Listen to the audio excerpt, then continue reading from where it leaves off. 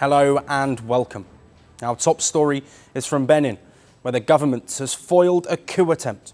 Benin's president announced late on Sunday that the situation was completely under control.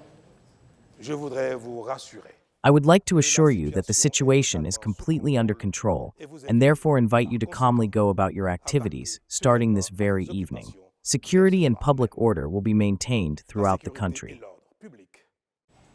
Earlier in the day, a group of soldiers had announced on state television that they had ousted the president. The Military Committee for Refoundation, which met on Sunday, December 7, 2025, in Cotonou, deliberated and decided the following. Mr. Patrice Talon is removed from office as President of the Republic. The rebel soldiers justified their action by citing the deteriorating security situation in northern Benin, the neglect of soldiers killed in action and their families being left to fend for themselves, and unjust promotions. The announcements triggered a swift response from the loyal army forces. Help also came from neighbouring Nigeria, who provided air support and deployed troops.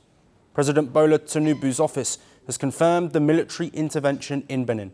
Nigerian fighter planes struck undisclosed targets as Beninese forces conducted counter-coup operations.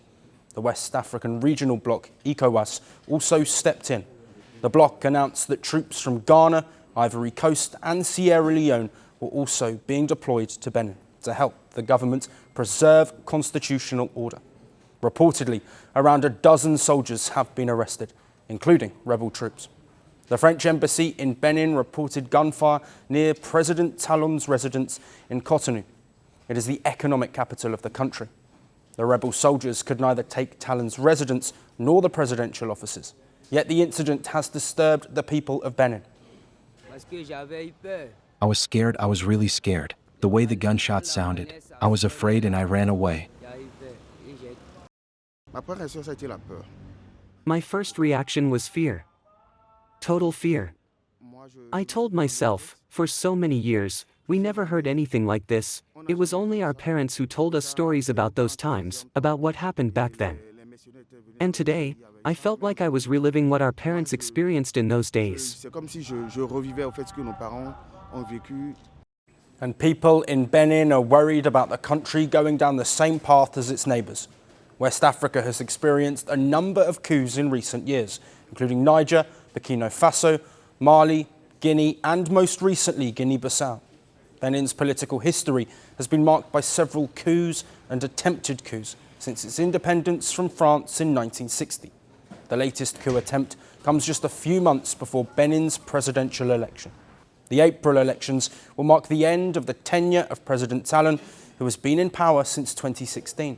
Talon has been widely praised for bringing economic development to Benin, but his critics have also accused him of authoritarianism. Now it remains to be seen how the latest coup attempt will affect the upcoming presidential election. And for more on this, we have with us Dr. Ambrose Igboke, an international affairs analyst joining us live from Enugu, Nigeria. Welcome to Firstpost Africa. Thank you, Joshua. Good to be here.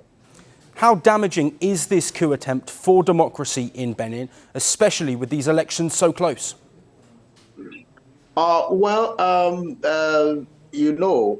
The coupists must have been, agendaed by what is happening around West Africa.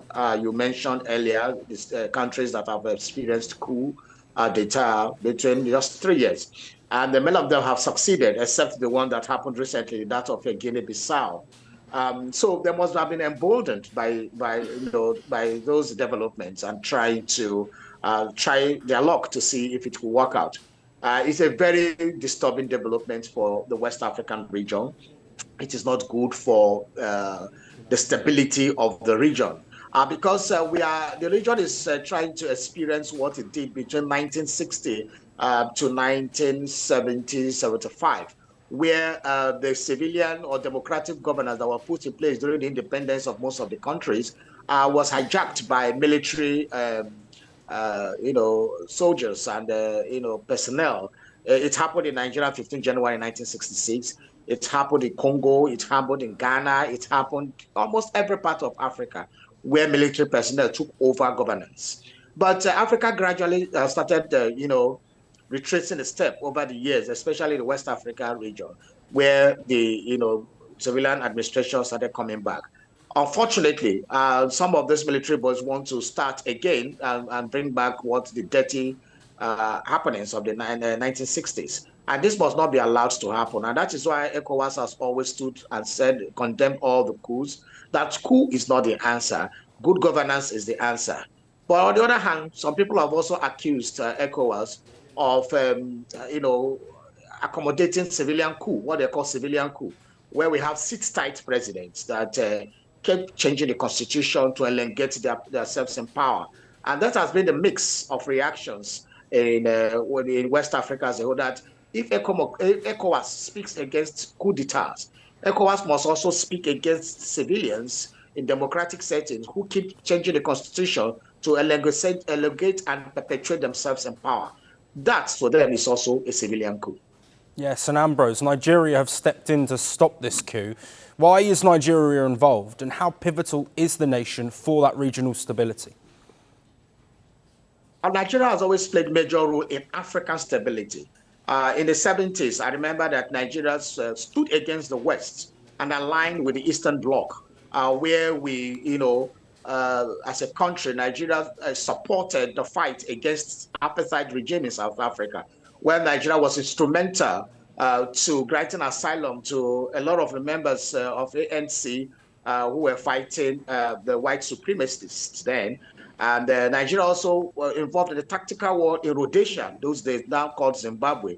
And I remember Nigeria supporting people like Robert Mugabe, Thomas Nkoyo, and other people who were, agitators and fought against white supremacy and white apartheid. So it has always placed that. I remember that it was Nigeria that looked forward to, Nigeria hosting the Secretariat of ECOWAS that was formed in July 1975. Shows so that Nigeria has always played a big brother role in Africa. Remember also that sometime in the late 80s and early 90s, Nigeria was instrumental to the formation of ECOMOG, which was the stabilizing force, military force in West Africa then. And Nigeria single-handedly almost bankrolled ECOMOG then. And that was how the war in Liberia was stopped and, democracy reinstituted in that country. The war in Sierra Leone was also stopped and a civilian government brought in that country. So Nigeria has always played that stabilizing role. But in the last few years, Nigeria has not been, very proactive in playing that role he used to play, maybe because of his own domestic issues, suffering from, insurgents, terrorists coming, Islamic State, ISWAP, Boko Haram, and all those things have helped to maybe Nigeria to not concentrate in the West African region. But what it did, Nigeria did by sending its planes, what you were supposed to have done maybe in Mali or in Burkina Faso and some other countries that have, went against democratic tenets. It's a good one so that we know that ECOWAS can bite, not only backing. This is a good example of how to go. Ambrose, thank you ever so much for your time and your insight today. Thank you, Joshua, for having me on the show. They promised glory. They delivered fear. They shaped nations. They scarred generations.